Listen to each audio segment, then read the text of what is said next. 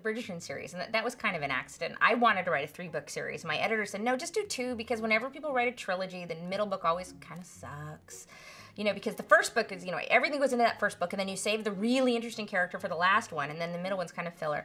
But I really want to do 3 books, and so I talked her into that, and I got the first one done, and I was working on the second one when Duke and I came out, which is the first one, and people were going crazy for it, especially the Lady Whistledown thing. So it's like, well, do you want me to, you know, because the third one was going to be brother number, you know, 3.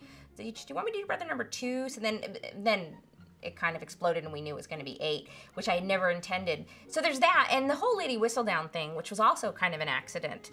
I was one of the first romance writers to do a romance where, I mean, the romance is completely self-contained with the book, but there was this little mystery that kind of didn't get solved at the end of the book, and so you had to go by the next book, which wasn't the original intention. I mean, when I first started Lady Whistledown, well, first of all, I had no idea who she was. I just wrote it, and I remember my dad actually peeked in my computer and read the first couple chapters, and then I was like, I can't believe you did that, Dad. And he was like, I said, I'm sorry, it was just up at the screen, it was so good. So I forgave him, but he said, well, who's Lady Whistledown? I said, I don't know. And he said, well, how can you do that? You can't, like, have a mystery like that and not know who it is. I'm like, I don't know, I just did it because I needed to get the background information out there. It's called, like, authors call it an info dump, which is when you have to get all your background information.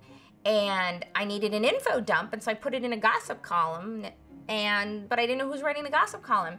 And then at the end of the book, I was like, well, I'm just not going to say.